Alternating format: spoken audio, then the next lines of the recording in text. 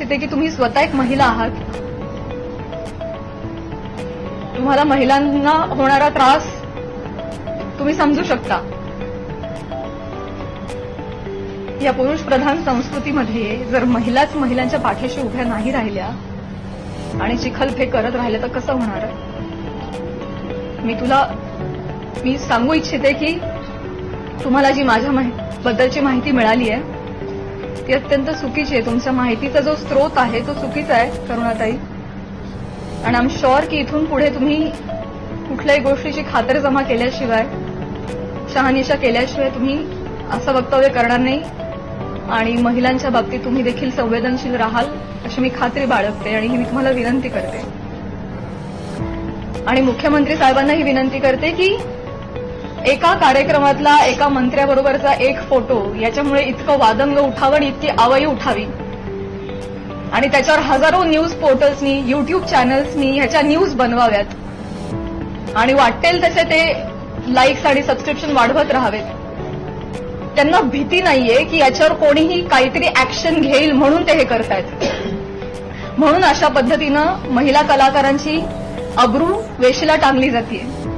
तर याबाबत काहीतरी कडक कारवाई त्यांनी केली पाहिजे. आणि असं जर होत राहिलं, आता 1000 कार्यक्रमांवर 1000 माणसांबरोबर नावं जोडली गेली तर मला सांगा इथून पुढे कलाकार सुद्धा कुठल्याही राजकीय नेत्यांनी आयोजित केलेल्या कुठल्याही सांस्कृतिक कार्यक्रमाला जातील का हो? ते सुद्धा धजावणार नाहीत. पुढची भविष्यातली मंडळी सुद्धा विचार करतील, अरे कलाक्षेत्रात पाठवायला नको पोरांना, ते काय बरं नाही. आमचं कलाक्षेत्र बदनाम नाहीये, ही सगळी मंडळी त्याला बदनाम करतात. आम्ही मनोरंजन करण्याचं काम करतो, तुम्ही आमची नावं मनोरंजनासाठी वापरता, स्वार्थासाठी वापरता, स्वतःचा टीआरपी वाढवण्यासाठी वापरता. हे अत्यंत चुकीचं आहे. आणि स्पेशली महिलांची नावं पटकन कशी तोंडावर येतात, पुरुषांची नावं का येत नाहीत, यासाठी एक टूल बनवलं जातंय महिला कलाकारांना. ह्याबद्दल मला खेद वाटतो. आणि मी पुन्हा एकदा सांगेन की मुख्यमंत्र्यांना विनंती की तुम्ही याबाबत ठोस कारवाई करावी, आदेश द्यावेत. सुरेश दसांना मी विनंती केलेलीच आहे की त्यांनी जाहीर माफी मागावी. आणि या निमित्तानं मी प्रसार माध्यमांना सुद्धा विनंती करेन. मी पुन्हा तेच बोलते, अनेक युट्यूब चॅनल्स, माझी सोशल मीडियाची टीम लीगल नोटीस पाठवून थकली. एक युट्यूबचा व्हिडिओ डाऊन होतो तर 3 रोज नव्याने उभे राहत होते.